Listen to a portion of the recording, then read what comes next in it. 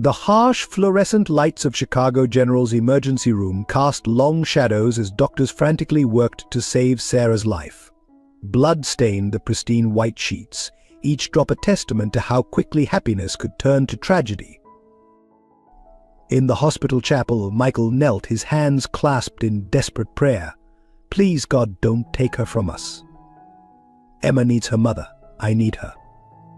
His tears fell silently, memories of their journey flashing through his mind, from that rainy night when he first found them homeless, to now where love and fate had entwined their lives in ways none of them could have imagined. This would be the beginning of their greatest test of faith, love, and the power of second chances. Before we get into the story, comment below where in the world you are watching from today, and if you like this story, don't forget to subscribe. The story of Sarah Thompson began on the unforgiving streets of Chicago, where she found herself homeless at 28 with a 4-year-old daughter, Emma. The bitter winter wind cut through her worn jacket as she huddled with Emma in doorways and beneath bridge underpasses, their worldly possessions stuffed into a single backpack. But it wasn't always this way. Once, Sarah had lived a different life. Raised in a middle-class family in suburban Chicago, she had dreams of becoming a teacher. But life took an unexpected turn when she discovered Emma abandoned outside a homeless shelter, just a tiny infant wrapped in a thin blanket. Despite her own struggles, Sarah couldn't bear to leave the baby. In that moment, she made a choice that would define her life. She became Emma's mother.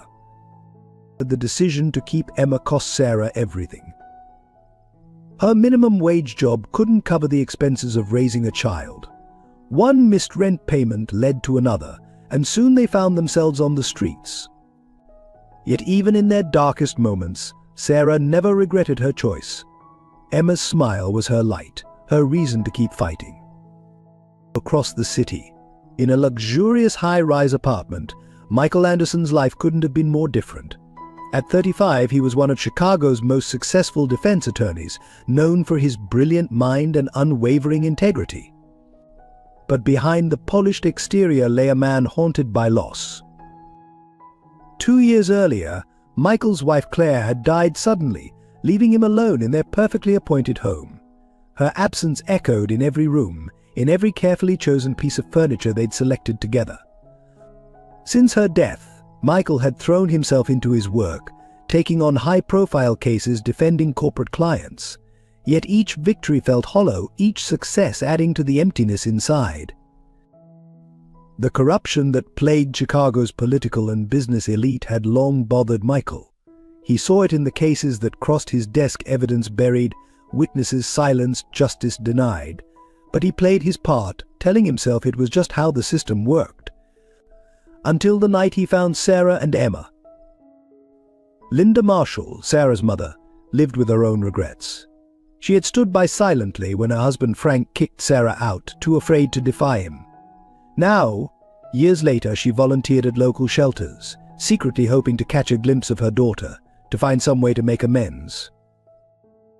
Frank Marshall, once a respected private investigator, had uncovered a web of corruption that reached the highest levels of Chicago's government. His investigation had led him to Robert Caldwell, a powerful real estate developer with ties to organized crime. When Caldwell threatened his family, Frank made the devastating choice to push Sarah away, believing it would keep her safe. The local church community played its own role in this tapestry of lives. Father Thomas, the parish priest, had often seen Sarah and Emma at the soup kitchen. He offered what help he could, but Sarah's pride made her reluctant to accept charity. Still, he kept them in his prayers, believing that God had a plan for this brave young mother and her daughter. Emma, despite their circumstances, remained remarkably resilient. At just 4 years old, she had an old soul's wisdom, often comforting her mother with innocent words that seemed divinely inspired. "Don't cry, Mummy," she would say on their hardest nights. "The angels are watching over us." The corruption that would eventually entangle them all had deep roots in Chicago's history. Caldwell's organization had spent decades building a network of influence, using construction projects to launder money and bribe officials. They operated with impunity, protected by powerful friends and the fear they inspired. Sarah's world and Michael's were about to collide in ways none of them could have predicted. The chance encounter on that rainy night would set in motion a chain of events that would expose long-buried secrets, test their faith, and challenge everything they thought they knew about love, family, and redemption. But before that fateful meeting, each of them had their own crosses to bear. Sarah struggled daily to keep Emma fed and warm, relying on her unwavering faith that tomorrow would be better. Michael wrestled with his conscience, questioning his role in defending the very system that oppressed people like Sarah. Linda lit candles in church, praying for forgiveness and a chance to reconcile with her daughter. The city itself seemed to hold its breath, as if aware that these lives were about to intersect in extraordinary ways. The gleaming skyscrapers towered over the homeless shelters, the corporate boardrooms housed decisions that affected those sleeping in doorways below. Chicago's extremes of wealth and poverty, power and powerlessness would provide the backdrop for a story of extraordinary courage, faith, and love. In her darkest moments, Sarah would remember her grandmother's words, "God never gives us more than we can handle." Even when we think we can't handle any more, those words would soon be tested in ways she could never have imagined, as would her faith, her strength, and her capacity for love. As Michael stood at his office window, looking out over the city he both loved and struggled with, he couldn't know that his life was about to change forever. That the woman and child huddled in a doorway below would soon challenge everything he thought he knew about justice, love, and the power of faith to transform lives. The stage was set for a story that would touch hearts, challenge beliefs, and remind everyone involved that God's plans often work in mysterious ways. Through their journey, they would discover that sometimes the greatest blessings come disguised as our greatest challenges, and that love, when tested by fire, emerges stronger than ever. In the gathering darkness of that fateful evening, as rain began to fall over Chicago, destiny was about to bring these souls together in a dance of faith, love, and redemption that would change their lives forever. The morning dawned cold and gray over Chicago, a fitting backdrop for the nightmare that was about to unfold. Sarah had just dropped Emma off at the small church daycare center where Father Thomas had helped secure her a spot. With Michael's support, Sarah had started working at a local cafe, taking her first steps toward rebuilding their lives. "Be good, sweetheart," Sarah said, kissing Emma's forehead. "Mummy will pick you up after work." "I love you," Mummy Emma replied, her small arms wrapped tight around Sarah's neck. Something in her daughter's embrace felt different that morning, as if Emma sensed the impending danger. The call came just after lunch rush. Sarah was wiping down tables when her phone rang, Father Thomas's number flashing on the screen. Her heart stopped at his panicked voice. "Sarah, Emma's gone. Someone took her from the playground. The police are here," but his voice broke. "I'm so sorry." The world tilted beneath Sarah's feet. She barely registered dropping the phone, barely heard her manager's concerned voice.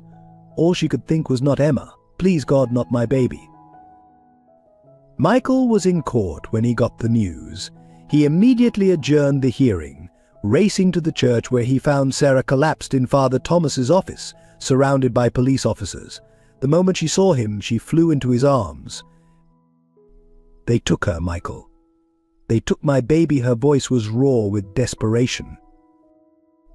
"The police were professional but offered little hope. We're doing everything we can, MS Thompson, but without any witnesses." Michael's legal mind kicked into high gear. Security cameras? The church must have. "Disabled," one officer replied grimly. "Professionally done. These weren't amateurs." As Sarah sobbed in Michael's arms, Father Thomas knelt beside them, his rosary beads clicking softly as he prayed. The old priest's face was lined with guilt and worry. "This is my fault. I should have been watching more closely." But Michael's instincts told him this was no random kidnapping. The timing, the precision, this was connected to the corruption case they'd been investigating. His suspicions were confirmed when his phone buzzed with a text from an unknown number. The evidence for the child. You have 24 hours. Sarah read the message over his shoulder, her face draining of color. What evidence? Michael, what are they talking about? Before he could answer, another officer burst into the room. MS Thompson, we found something you need to see. They were led to the playground where Emma had been taken. There, tucked into a crack in the church wall, was a worn manila envelope. Inside was a birth certificate, Emma's real birth certificate. Sarah stared at the document, her hands shaking. This can't be right.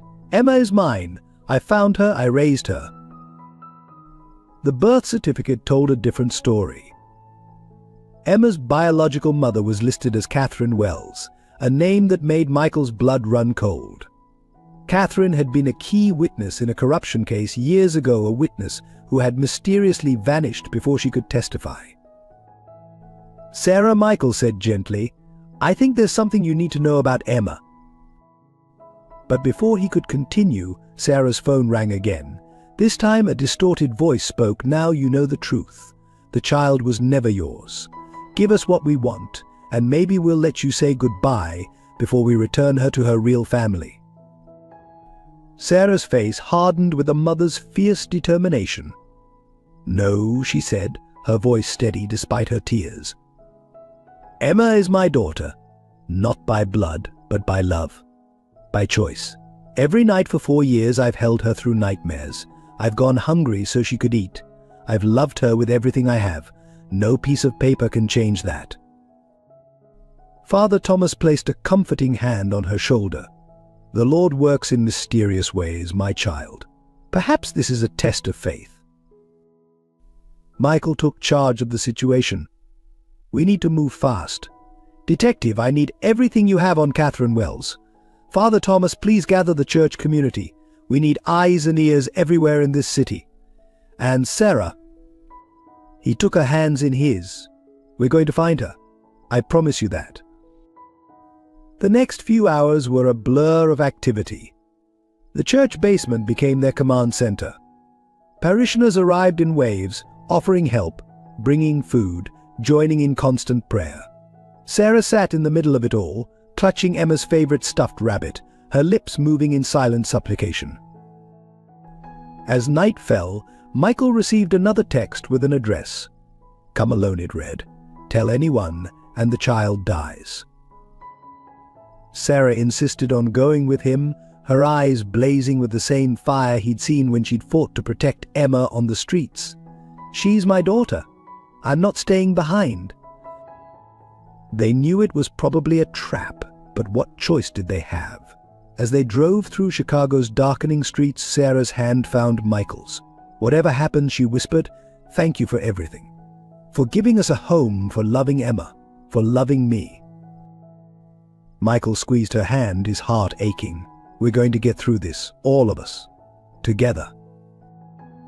The address led them to an abandoned church on the city's south side. As they approached the weathered doors, Sarah's grip on Michael's hand tightened. Inside, the air was heavy with dust and lost prayers. Hello, Sarah's voice echoed in the empty space. We're here, please. Just let me see my daughter. A figure stepped out of the shadows, Robert Caldwell himself, his expensive suit incongruous in the decrepit setting. MS Thompson. Mr. Anderson. How touching to see you both here. Where is she? Sarah demanded, taking a step forward. Where's my daughter? Caldwell's smile was cold. Your daughter? I think we both know she was never truly yours. But don't worry, she's being well cared for by people who have a real claim to her. Michael moved protectively in front of Sarah. This isn't about Emma, is it? This is about what Frank discovered, about what you've been trying to hide all these years. Very good, Counselor Caldwell sneered. You see, Catherine Wells wasn't just any witness. She was my daughter. And that makes little Emma my granddaughter. I've spent years trying to find them both. Imagine my surprise when I discovered the child living with a homeless woman who had no legal right to her. Sarah's voice shook with emotion. You're wrong. Love gives me the right. Faith gives me the right. Every sacrifice I've made, every night I've held her, every prayer I've prayed, those give me the right. Where is my daughter? As if in answer to her plea, a small voice called out from the darkness, Mummy. Emma. Sarah's cry echoed through the church as her daughter ran from behind a pillar, straight into her arms. They clung to each other, both crying, as Michael moved to shield them from Caldwell. But this reunion was just the beginning. As police sirens wailed in the distance, all of them knew that their greatest challenges and most profound revelations still lay ahead.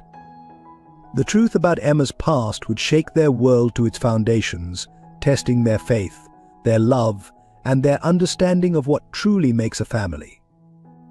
The reunion in the abandoned church was short-lived. As police sirens grew louder, Caldwell's men emerged from the shadows, guns drawn. In the chaos that followed, shots were fired. Sarah felt a searing pain in her side as she shielded Emma with her body. The last thing she heard was Michael's desperate cry and Emma's terrified scream before darkness claimed her. Sarah floated in a realm between life and death. In this space she saw visions: her mother Linda praying by her bedside, Michael holding her hand, Emma's tears. She heard Father Thomas's voice reciting last rites, felt the cool touch of holy water on her forehead. Most vividly she saw Claire, Michael's late wife, bathed in ethereal light. Take care of them, Claire's spirit seemed to whisper. They need you. It's not your time yet. Meanwhile, Michael faced his own crisis. The stress of the shooting and Emma's kidnapping had triggered a collapse. As doctors rushed him into emergency surgery for a previously undetected brain tumor, he too hovered between worlds. In the hospital waiting room, an unlikely group gathered. Linda and Frank, reunited by crisis. Father Thomas, leading prayers. Even Caldwell, under police guard, seemed shaken by the violence his actions had unleashed. Emma sat quietly between her grandparents, her small hands clutching her rosary, praying with a child's pure faith. Please, God, she whispered, save my mummy and daddy. The word daddy caught everyone's attention. It was the first time Emma had referred to Michael that way. Linda pulled her granddaughter close, tears streaming down her face. When did you start calling Michael Daddy? She asked softly. Emma's reply was simple: in my heart. He always was. Hours passed like years. Doctors came and went, their faces grave. Sarah had lost a dangerous amount of blood. Michael's tumor was more complex than initially thought. Both were fighting for their lives. Father Thomas gathered the group in the hospital chapel. In times of greatest darkness, he said, faith shines brightest. Let us pray not just for healing, but for understanding of God's plan. As they prayed, Sarah experienced something profound in her unconscious state.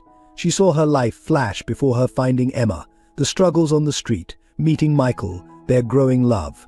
But she also saw something more: the bigger picture of how all their lives were interconnected. She understood now why she had found Emma that day. How God had used her own homelessness to position her to save this precious child.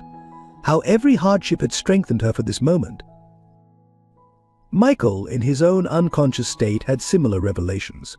He saw how losing Claire had opened his heart to love again, how his profession had positioned him to fight corruption, how all the threads of their lives were woven together in a divine tapestry.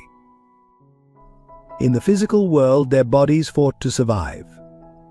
Sarah underwent multiple surgeries to repair the damage from the bullet.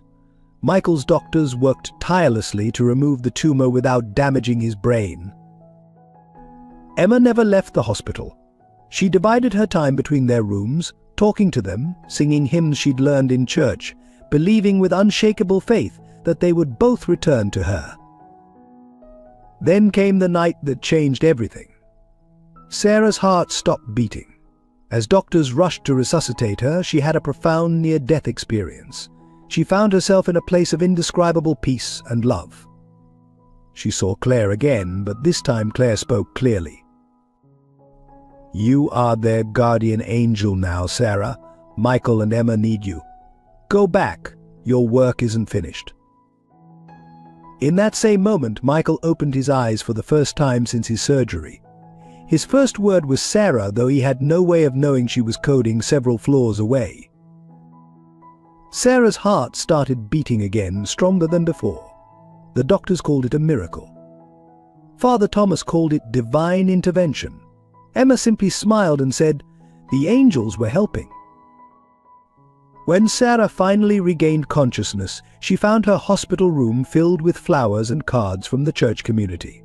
Michael was wheeled in to see her, his head bandaged but his eyes clear and full of love. "I saw Claire," they both said simultaneously, then stared at each other in amazement. Emma climbed carefully onto Sarah's bed, mindful of her mother's injuries.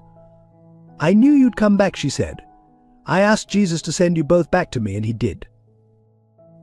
The turning point in their journey had come at the highest cost, but it had also brought the greatest rewards. Their shared brush with death had deepened their faith and strengthened their bonds. The community had united around them, showing the power of collective prayer and support. Even Caldwell was transformed by the experience. Seeing Sarah willing to die to protect Emma, watching the miracle of her recovery, witnessing the depth of faith in the hospital chapel, it broke something open in his heart. He confessed to everything, not just the corruption but his own role in his daughter Catherine's disappearance. As Sarah and Michael recovered, their love grew stronger. Their shared experience had given them a profound appreciation for life, for faith, and for the mysterious ways God works in bringing people together. The church community rallied around them, providing support, meals, and constant prayer. Linda and Frank reconciled with Sarah, finally sharing the full truth about why they had pushed her away. The healing was physical, emotional, and spiritual. Emma blossomed in the love of her expanded family. She never questioned that Sarah was her real mother. Love, she understood, was thicker than blood. And in Michael, she had found the father she had always dreamed of. Their near-death experiences had changed them all profoundly. Sarah and Michael emerged with a deeper faith and a clearer sense of purpose. They understood now that their meeting had been no accident, it had been divine intervention. As they began their long recovery, they knew that while this crisis had nearly broken them, it had also made them stronger. Their faith, tested by fire, had emerged purified. Their love, challenged by death itself, had proven unshakable. But even as they celebrated their survival and growing strength, none of them realized that this was just the beginning. God's plan for their lives was far greater than any of them could imagine, and their greatest challenges and blessings still lay ahead. The turning point had come at a terrible cost, but it had set them on a path toward a future filled with hope, purpose, and the kind of love that only grows stronger through adversity. Their story had become a testimony to the power of faith, the strength of love, and the mysterious ways in which God brings healing to broken lives. The morning Sarah discovered she was pregnant was bittersweet. Standing in the hospital bathroom, staring at the positive test, her hands trembled with a mixture of joy and fear. Michael was still recovering from his brain surgery, his memory fragile and inconsistent. Some days he recognized her instantly, his eyes lighting up with love. Other days he stared at her with confusion, asking why Claire wasn't there. "Dear God," Sarah whispered, her hand resting on her still flat stomach, "give me strength." The doctors had warned them that pregnancy would be high risk given Sarah's recent injuries and Michael's ongoing treatment. But there was something miraculous about this new life growing inside her, a sign of hope amid their struggles. Emma, now 5, seemed to sense the change in her mother before Sarah even told her. One morning, as Sarah helped her dress for school, Emma placed her small hand on Sarah's stomach and smiled. "There's an angel in there, isn't there, Mummy?" Sarah's eyes filled with tears. "Yes, sweetheart. Would you like a little brother or sister?" Emma's face lit up. I've been praying for one." The joy of their moment was interrupted by sounds of distress from Michael's room. Sarah rushed in to find him agitated, his eyes wild with confusion. "Claire," he called out. "Claire, where are you?" Sarah's heart broke as she approached him carefully. "Michael, it's Sarah. Claire. Claire is with God now, remember." The look of devastation on his face was unbearable. "Sarah?" I don't," he clutched his head in frustration. "Everything's so foggy." Linda, who had been helping care for them since their release from the hospital, appeared in the doorway. Her face tightened with concern as she observed the scene. "Sarah, you need to rest. Think of your condition." "What condition?" Michael asked, his confusion deepening. Before Sarah could respond, Linda pulled her into the hallway. "You haven't told him yet, have you?" Sarah shook her head, tears streaming down her face. "How can I? Some days he doesn't even remember who I am, and now with the baby." Linda's expression softened. "Oh, my dear girl, come here." She pulled Sarah into a tight embrace. "God never gives us more than we can handle, remember." But even Linda's faith was tested when she received an unexpected visit from her church friends. The ladies' circle had always been a source of support, but today their concerns ran deeper. "Linda," Mrs. Peterson began gently, "we're worried about Sarah. Is it appropriate for her to marry Michael in his condition, and now with a baby on the way?"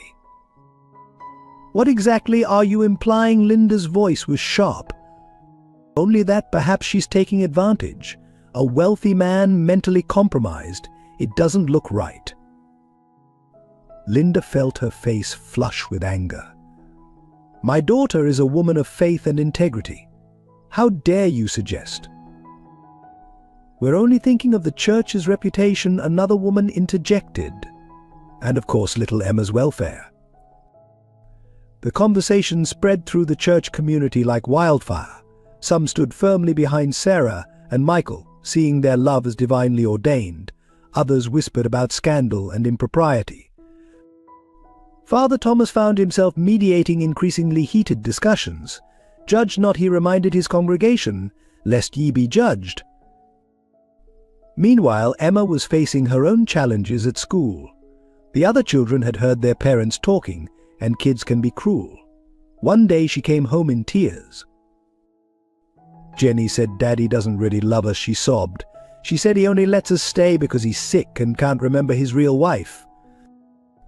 Sarah held her daughter close, fighting back her own tears. "Emma, love isn't just about remembering. It's about feeling in your heart. And Michael's heart remembers us, even when his mind gets confused." The pregnancy progressed, bringing its own complications. Sarah suffered from severe morning sickness and fatigue. The doctors monitored her closely, concerned about the strain on her still healing body. One particularly difficult morning, as Sarah knelt in prayer by her bed, Michael appeared in the doorway. His eyes were clear, present one of his good days. "Sarah," he said softly, "I remember something. Not everything, but something important." He knelt beside her, taking her hands in his. "I remember loving you. Even when everything else is foggy, that feeling, it's always there." Sarah broke down, telling him about the baby through her tears. To her surprise, Michael smiled. "A baby?" "Our baby." His hand gently touched her stomach. "I may not remember everything, but I know this is a blessing." Their moment of joy was interrupted by a call from James, Michael's law partner. The firm's partners had voted, given Michael's condition, they wanted him to take a permanent leave of absence. The news hit hard, threatening their financial security just when they needed it most. Linda suggested they move in with her permanently, but Sarah resisted. "We need to fight for our independence, Mom, for our family." The church community remained divided, but something unexpected began to happen. Those who had doubted their love witnessed Michael's gradual improvement, saw how he responded to Sarah's presence even on his worst days. They watched Emma's unwavering faith in both her parents and they began to understand that love transcends memory. Sarah found strength she didn't know she possessed. She took on part-time work from home, coordinating the church's outreach programs while caring for Michael and Emma. Her growing belly became a symbol of hope, a reminder that life continues even in the midst of struggles.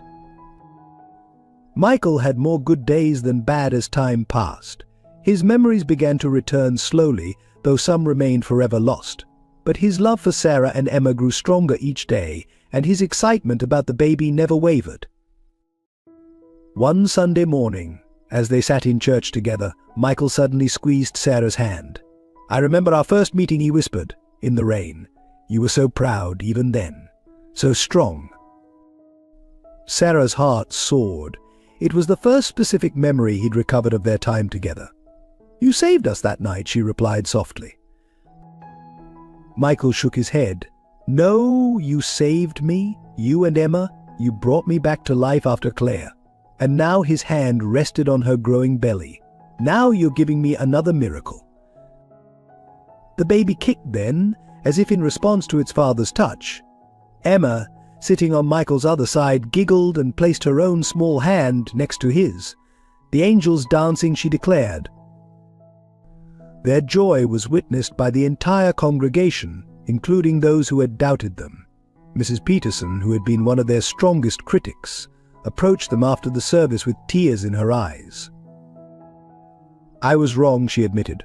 "What you have, it's a gift from God. Can you forgive an old woman's judgment?" Sarah hugged her without hesitation. "There's nothing to forgive. We're all part of God's family." As Sarah's pregnancy progressed, their home became a testament to healing and hope. Michael's good days far outnumbered the bad. Emma thrived, her faith and love touching everyone she met. The church community united behind them, providing support and prayers. But even as things improved, Sarah couldn't shake the feeling that their greatest challenges still lay ahead. The baby's birth would test her weakened body. Michael's recovery was ongoing. And somewhere out there, Caldwell's corrupt network still posed a threat. Yet each morning, as she watched the sun rise over Chicago, Sarah felt a deep sense of peace. They had survived death itself, their love growing stronger through every trial. Whatever came next, they would face it together, with faith as their shield and love as their sword. The future was uncertain, but then it always had been. What mattered was the love they shared, the family they were building, and the unwavering faith that had brought them this far. God's plan, Sarah knew, was still unfolding. And somehow she knew that every challenge they faced was preparing them for something greater than they could imagine. The first signs of trouble came on a quiet Sunday afternoon. Sarah, now 7 months pregnant, was resting while Michael and Emma worked in their small garden of therapy the doctors had recommended for his recovery. The peaceful scene was shattered by the sound of screeching tires and shouting voices. Before Michael could react, masked men burst through their front door. Emma screamed as one of them grabbed her, while another held Michael at gunpoint. Sarah, awakened by the commotion, emerged from the bedroom to find her worst nightmare unfolding. "Nobody move," the leader shouted. "Mrs. Thompson, you're coming with us? Try anything, and the girl dies." Michael, despite his lingering memory issues, moved instinctively to protect his family. "Take me instead," he pleaded. "She's pregnant, please." The leader laughed coldly. "That's exactly why she's valuable. Caldwell sends his regards. Seems he has unfinished business with your family." Sarah's heart raced as she looked at Emma's terrified face. Her daughter's eyes were wide with fear, yet she saw something else there to trust. Complete unwavering trust that her mother would know what to do.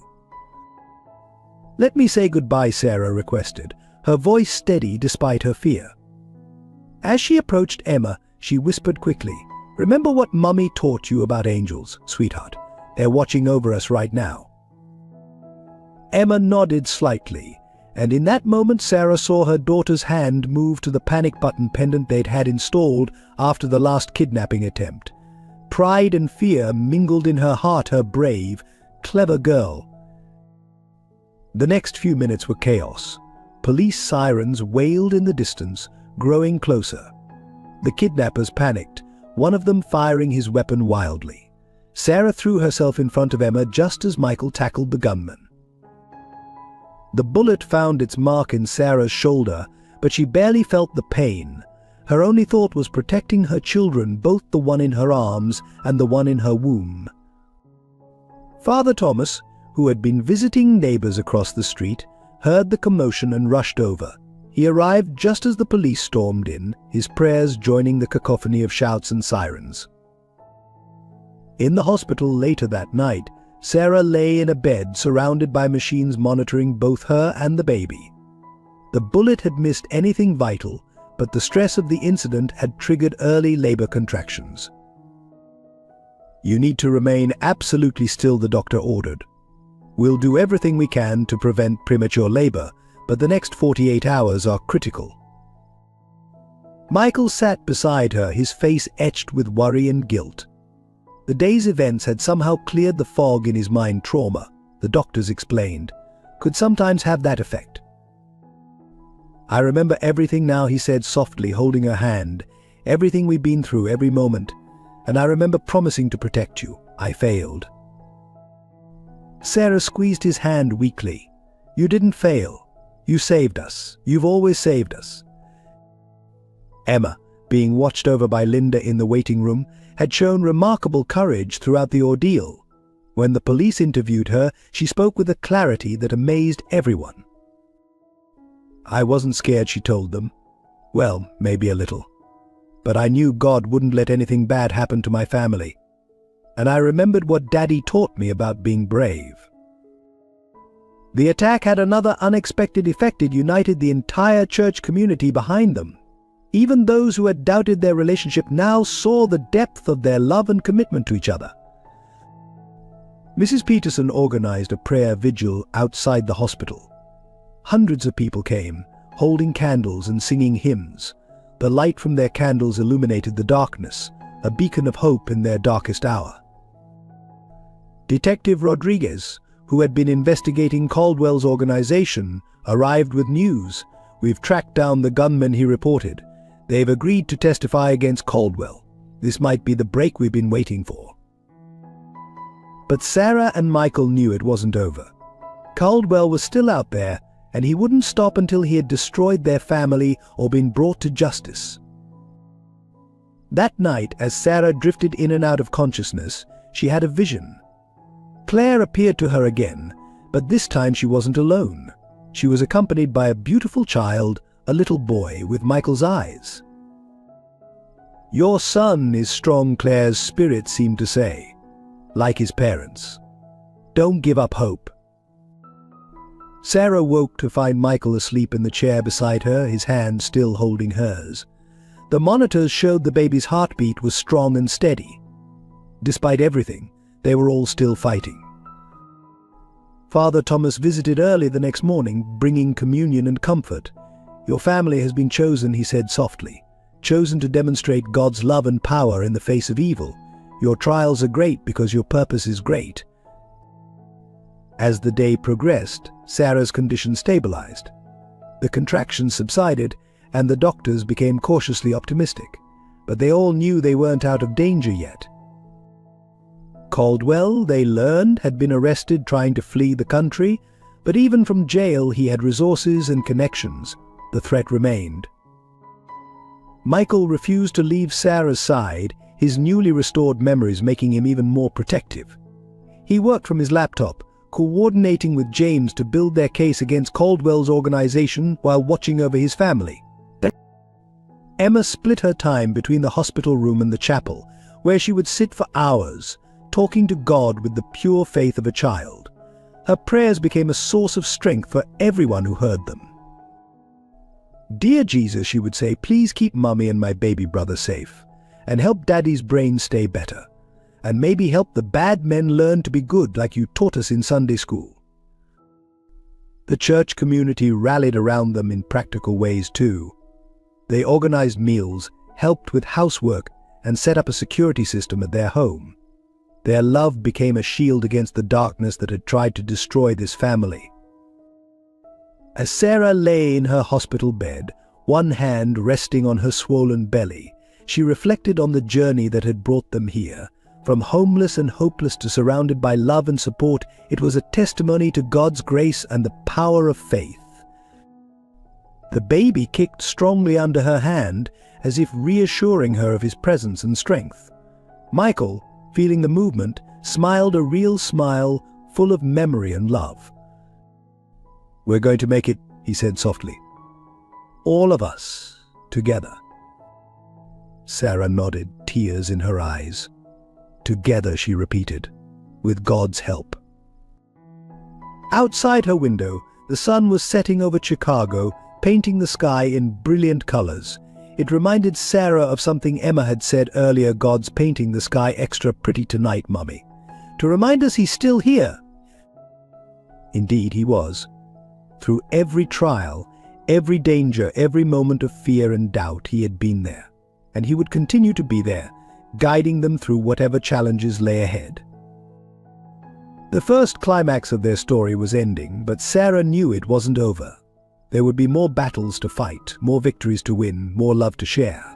But with faith as their foundation and love as their strength, they were ready to face whatever came next. As night fell over the city, the candles from the prayer vigil still burned bright, a testament to the power of community and faith. Their light pushed back the darkness, just as love and faith would always overcome fear and hate. Tomorrow would bring new challenges, but for now they were together, they were loved, and they were protected by something stronger than any earthly power, the unshakable faith that God had brought them together for a purpose, and He would see them through to the end. Tragedy struck without warning on a crisp autumn morning. Sarah, now 8 months pregnant, woke to sharp pains that she knew weren't normal. The sheets were stained with blood, and fear gripped her heart like an icy hand. "Michael," she called out, her voice trembling. "Something's wrong with the baby." The rush to the hospital was a blur of sirens and prayers. Emma sat in the back seat with Linda, her small hands clasped in desperate prayer, while Michael broke every speed limit, his recently recovered memories adding to his terror of losing the family he'd only just fully remembered. In the emergency room, the doctors' faces were grave. "The placenta has detached," they explained. "We need to perform an emergency C-section, but there are complications. The baby's in distress, and given your previous injuries, Mrs. Thompson, this is extremely high risk." "Save my baby," Sarah insisted, squeezing Michael's hand. "No matter what happens to me, save our son." The next hours were the darkest they'd ever faced. As Sarah was rushed into surgery, Michael fell to his knees in the hospital chapel, his prayers more desperate than they'd ever been. "Please, God," he begged, "not again. Don't make me lose another wife. Don't let our children grow up without their mother." Emma, showing wisdom beyond her years, knelt beside him. "Daddy," she whispered, "remember what Mummy always says. God never gives us more than we can handle." But even Emma's faith was tested when the surgeon emerged hours later, his scrubs stained with blood. "We lost the baby," he said softly. "We did everything we could, but I'm so sorry." The words hit Michael like a physical blow. Sarah had survived, but their son, their miracle, was gone. When he entered her recovery room, she was already awake, her face pale and tear-stained. "I felt him leave," she whispered. "I felt his spirit go to heaven. He's with Claire now." The loss shattered them in different ways. Michael withdrew into himself, his newly recovered memories now a curse as he remembered every moment of joy and anticipation they'd shared about the baby. Sarah fell into a deep depression, her faith wavering for the first time in her life. Emma, their bright light, struggled to understand why God hadn't answered her prayers.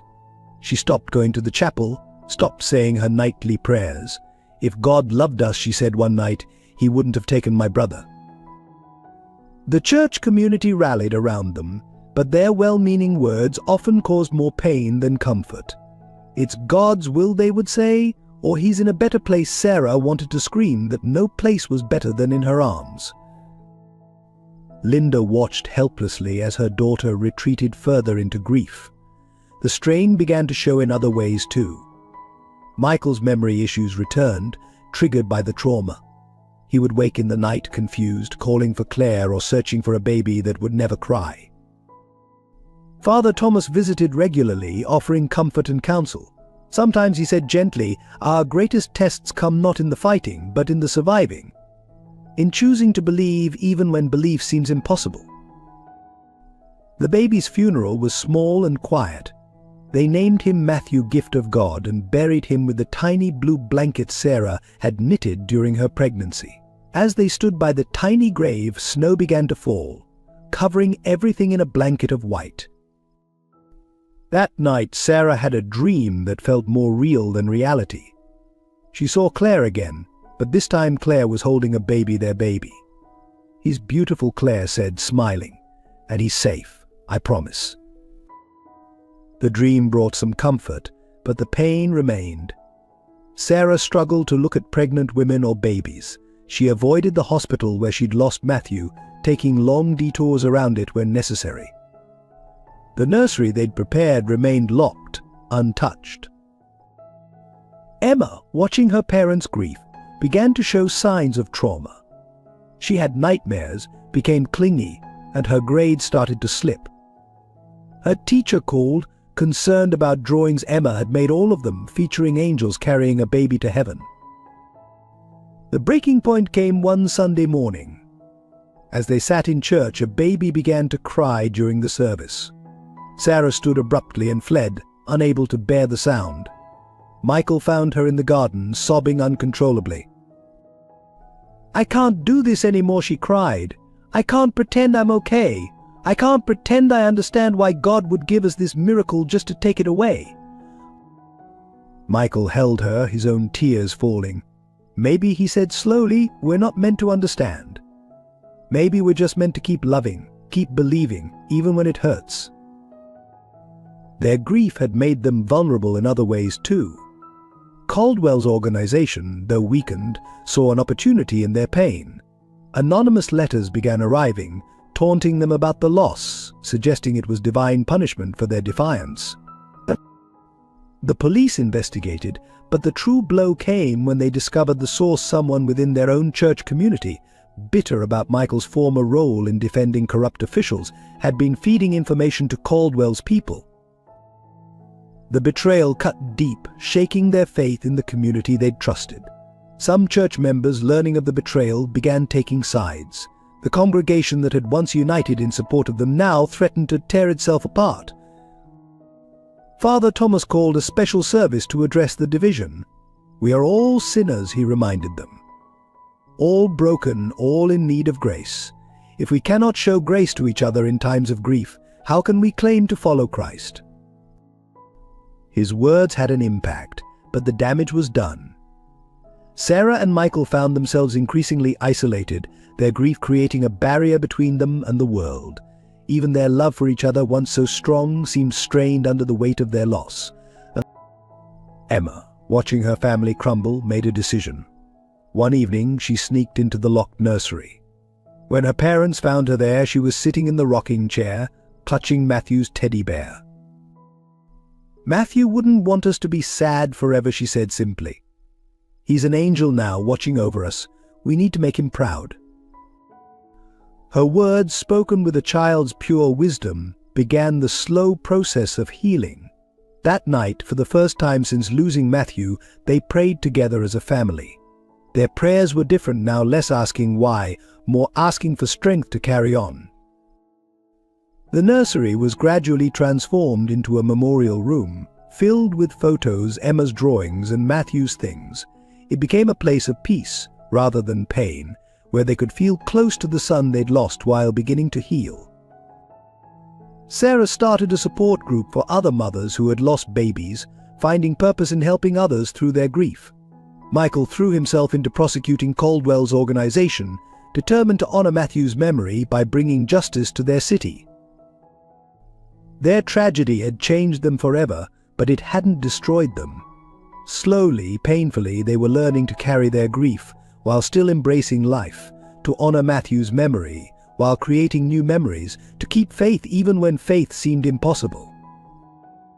The wound would never fully heal, but they were learning to live with it, to let it make them stronger, more compassionate, more aware of the precious gift of each moment they had together.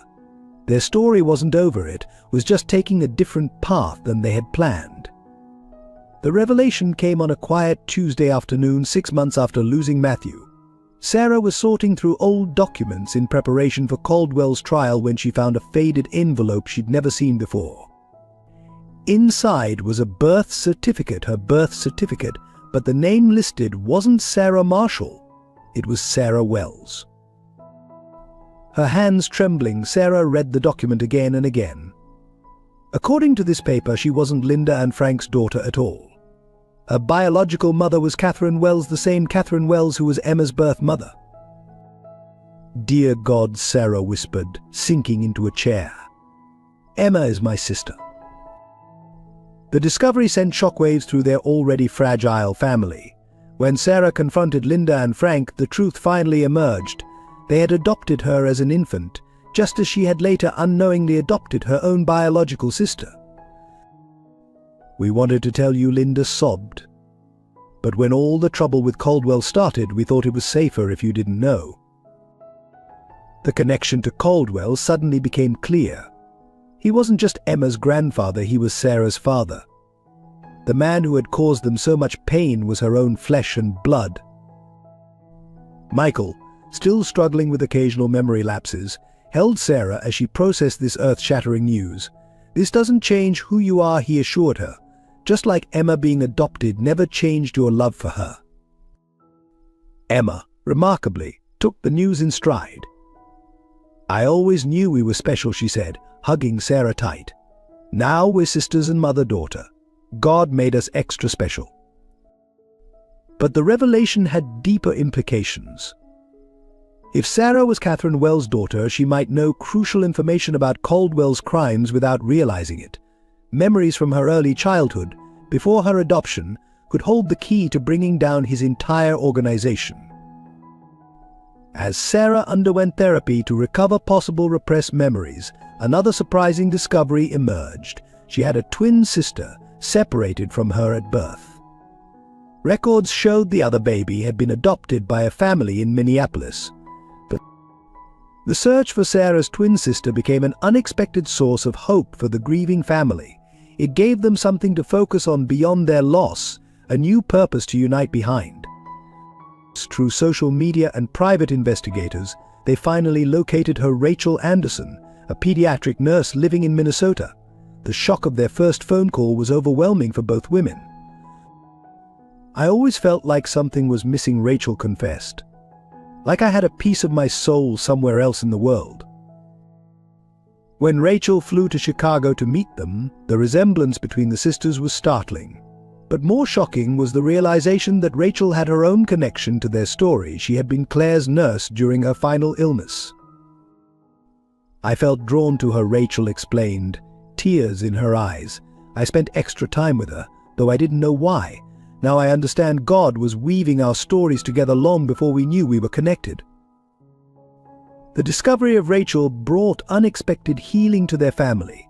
She had 2 children of her own, instantly giving Emma cousins and giving Sarah a connection to motherhood she desperately needed after losing Matthew. But perhaps most significantly, Rachel had information about Catherine Wells. Their biological mother hadn't vanished willingly. Caldwell had forced her into hiding to protect her daughters from his enemies. "She's alive," Rachel revealed.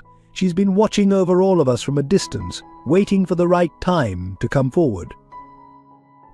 This news gave them new strength for the battles ahead.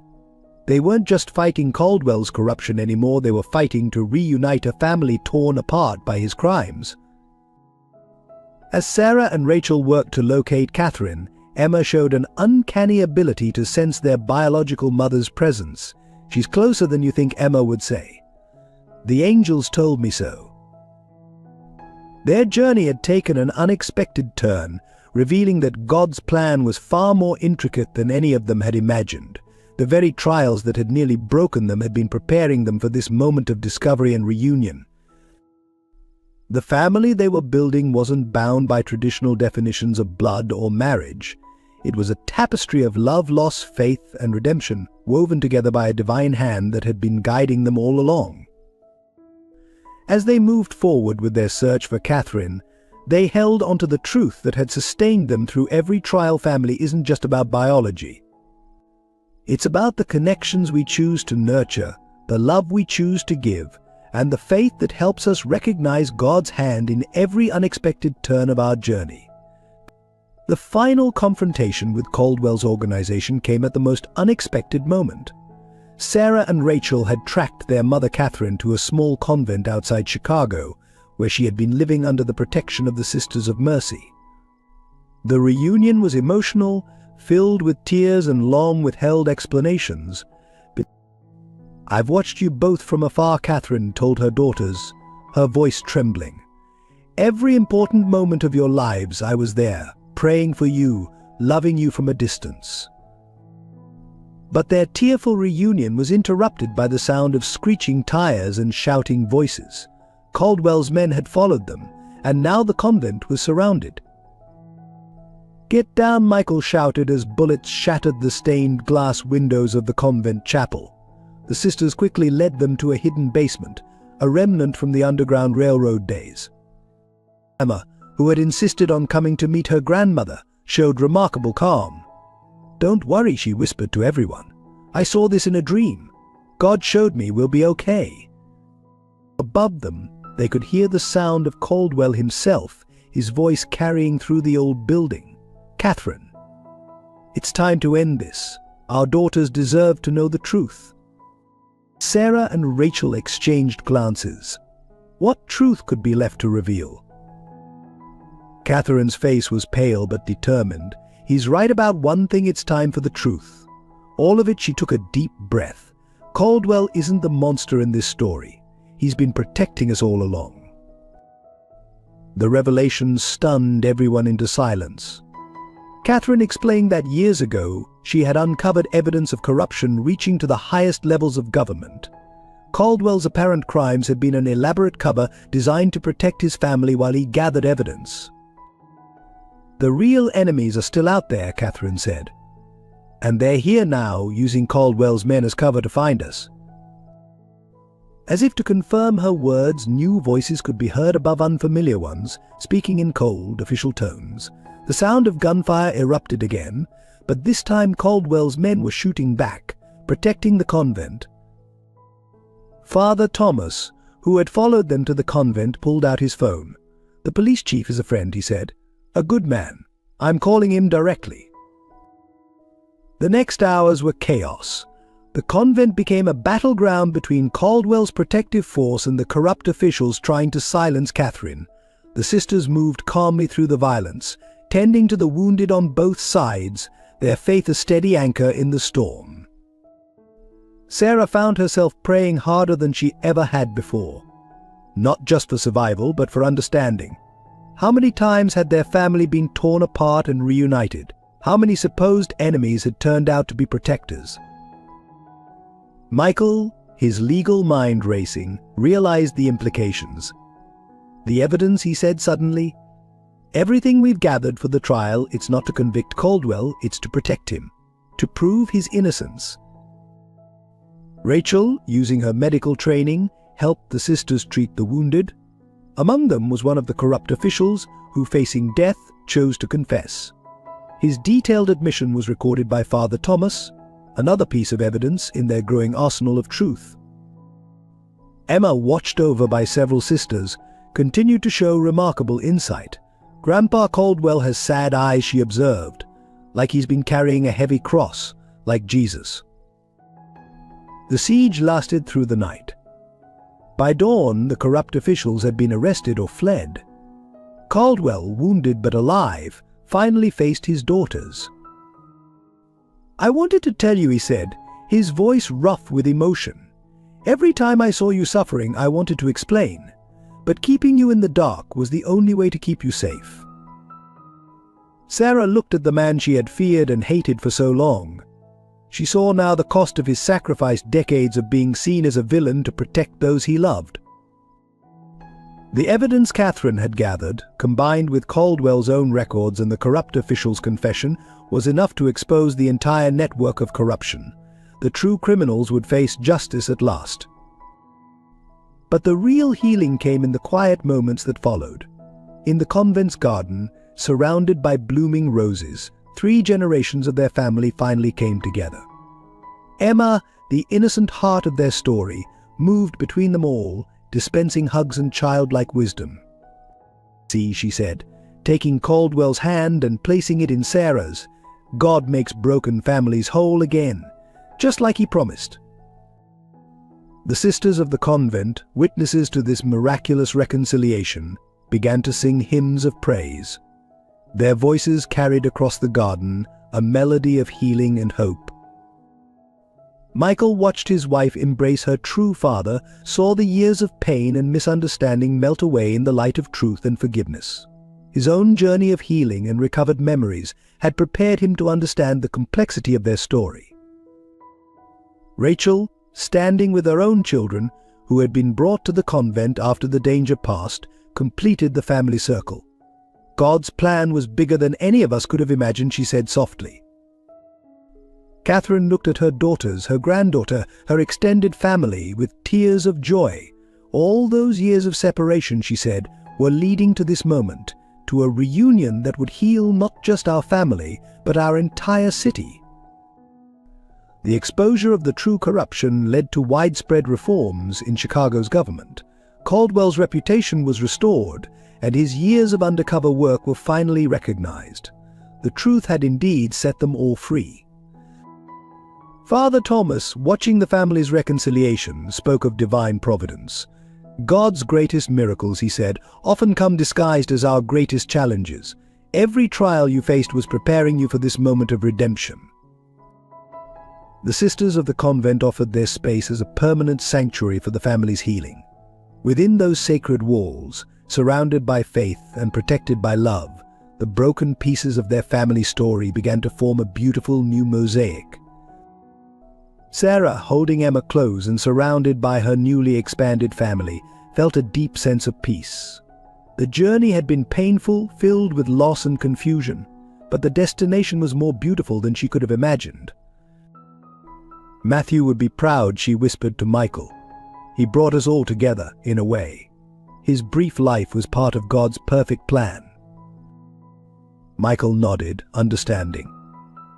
Their lost son had indeed played a crucial role in their story, his spirit watching over them, his memory inspiring them to keep faith even in their darkest moments.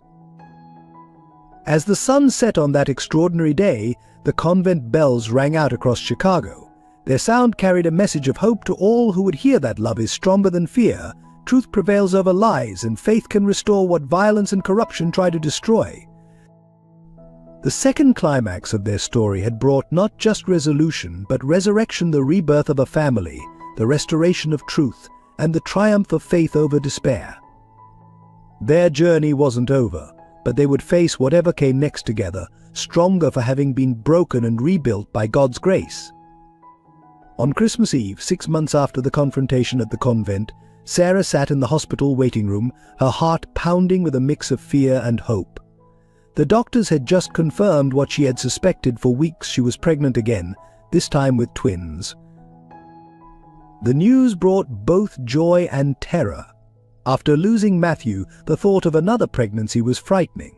But there was something different this time, a sense of divine purpose that Sarah couldn't explain. "It's a miracle," Rachel said, squeezing her sister's hand. "After everything the doctors said about your injuries." Michael, whose memory had fully returned, knelt before his wife. "We'll face this together," he promised, "just like everything else." Emma was overjoyed at the prospect of 2 new siblings. "I saw them in my dream," she announced. "A boy and a girl. The angels told me they're special." The pregnancy was high risk, requiring Sarah to spend the last 3 months at the convent under the sisters' care. The peaceful environment, filled with prayer and gentle support, became a sanctuary for the entire family. Caldwell, now fully cleared of all charges and restored to his position, visited regularly. The transformation in him was remarkable. The stern, feared businessman had become a doting father and grandfather, his face softened by love and forgiveness. One evening, as Sarah rested in the convent garden, Catherine shared a stunning revelation. "There's something you need to know about the twins," she said softly. "In our family, twins are considered a divine blessing. They only come when God has a special purpose." She went on to explain that every generation of their family had experienced some form of twin birth, each pair marked by an unusual spiritual connection. "Your birth was no exception," she told Sarah and Rachel. "And now your twins will carry on this legacy." The knowledge added another layer of meaning to Sarah's pregnancy. The sisters of the convent, recognizing the spiritual significance, surrounded her with constant prayer and support. As her due date approached, Sarah experienced a profound dream. Claire appeared to her again, but this time she wasn't alone. Matthew was with her, no longer a baby, but a beautiful young boy. "Don't be afraid, Mom," he said in the dream. "I'm sending you 2 angels to take my place. I'll always be their big brother, watching over them from heaven." When Sarah went into labor, the whole family gathered at the convent. Emma sat in the chapel with Father Thomas, leading prayers. Michael and Rachel stayed by Sarah's side, while Catherine and Caldwell waited anxiously nearby. The birth was difficult but miraculous. Against all odds, both babies were born healthy, a boy and a girl, just as Emma had predicted. They named the boy Matthew, after their angel in heaven, and the girl Claire, honoring the woman who had watched over their family from above. But the real miracle came moments after the births. As the twins were placed in their parents' arms, a shaft of sunlight broke through the clouds, illuminating the room. The sisters later swore they heard angelic voices joining their prayers of thanksgiving. Emma, meeting her new siblings, touched their faces gently. "They have heaven's light in their eyes," she said with certainty, "just like in my dream."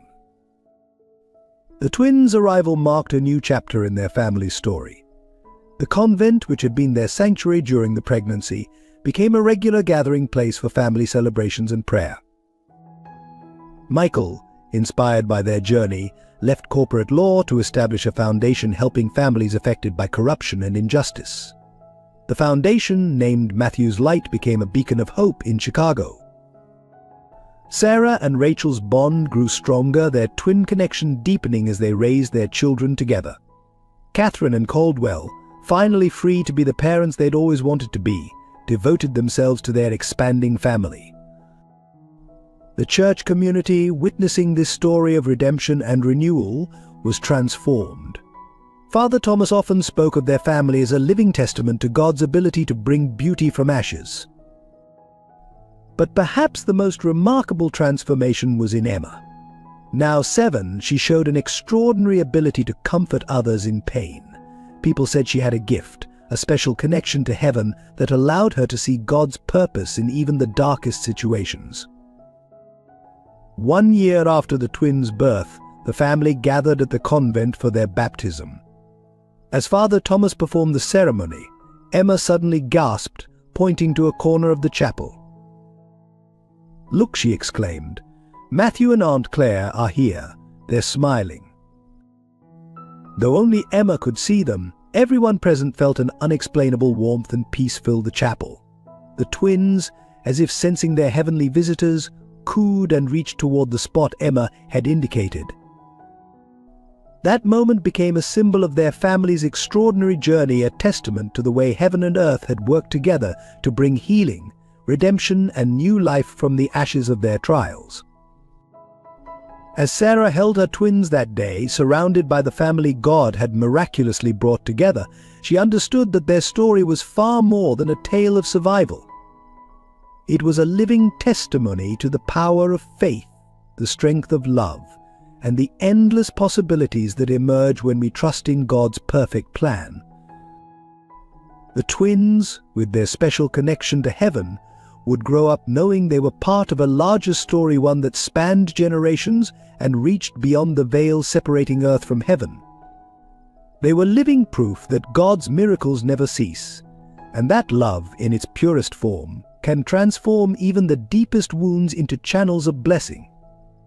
10 years later, the convent garden bloomed with roses as Sarah and Michael renewed their vows.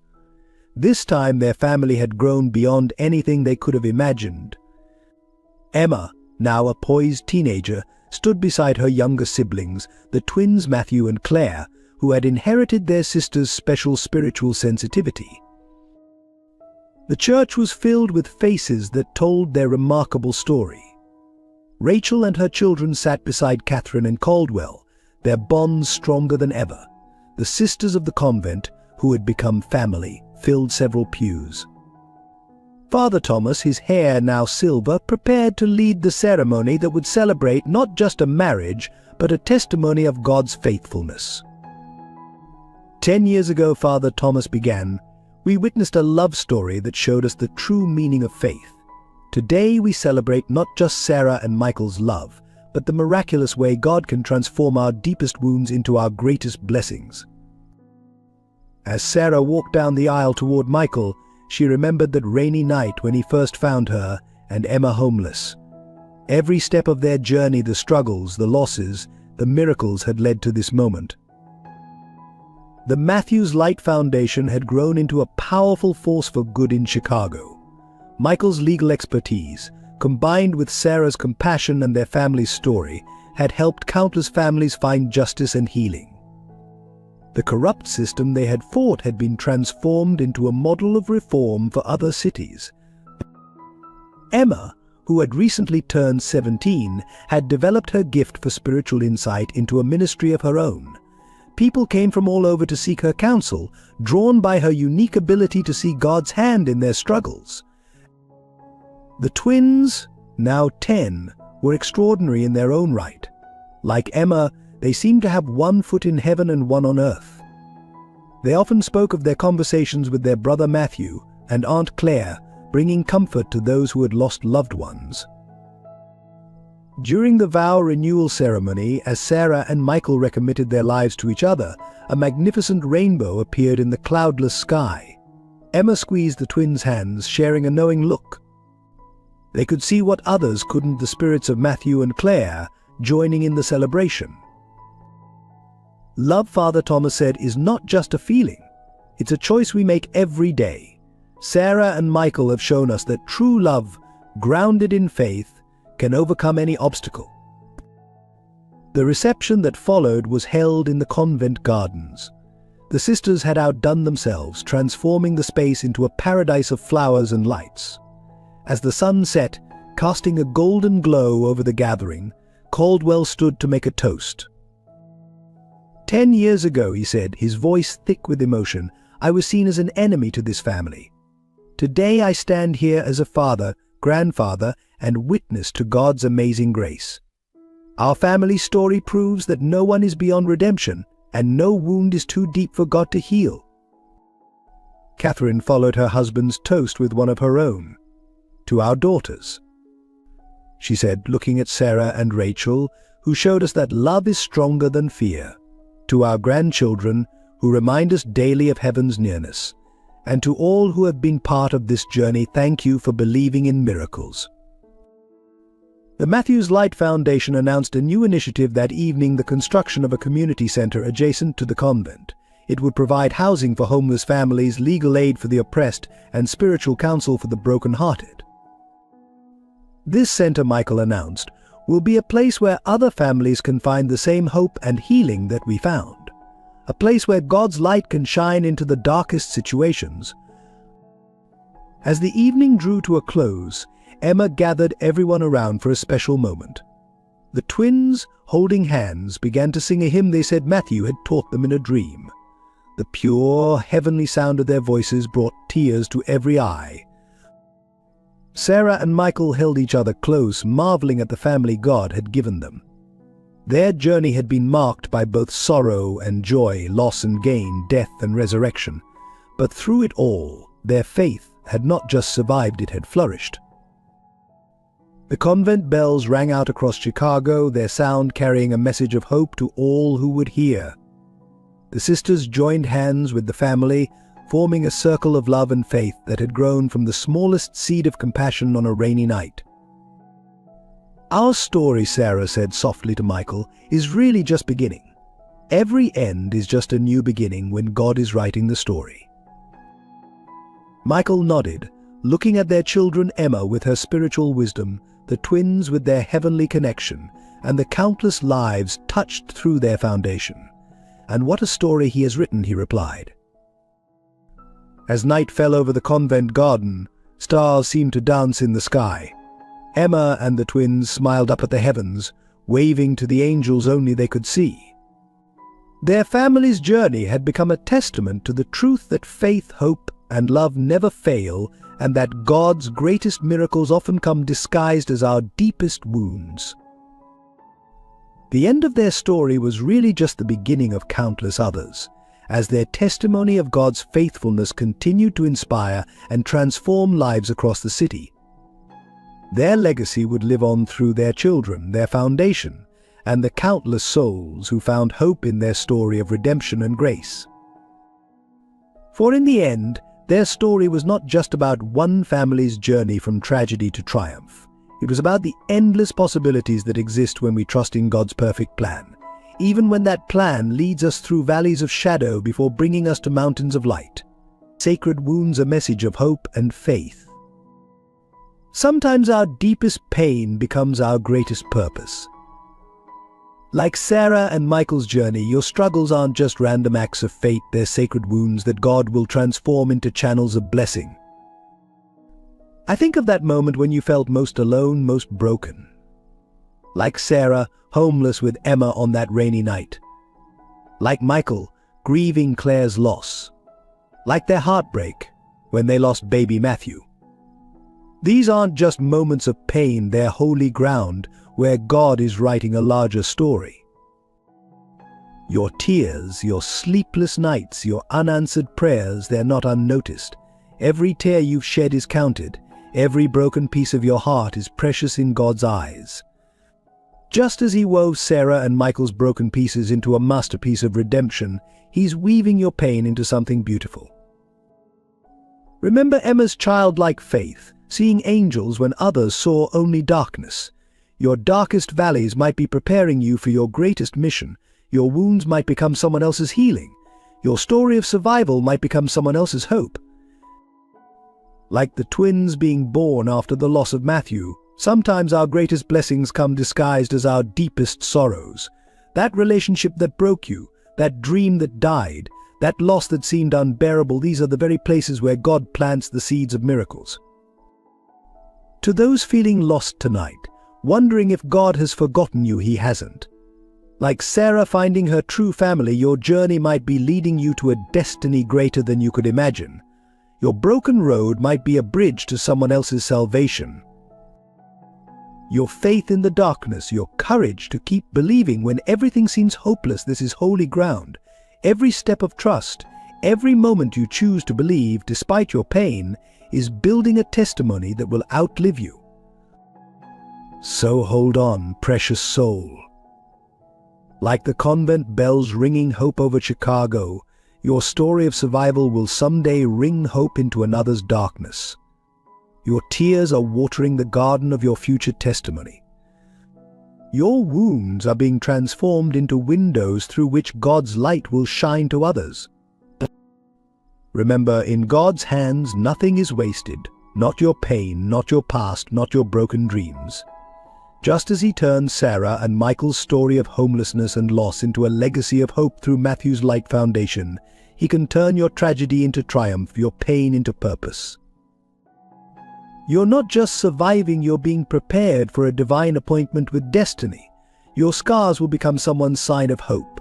Your story of survival will become someone's reason to believe. So weep if you must, but know that dawn is coming. Grieve if you need to, but hold on to hope.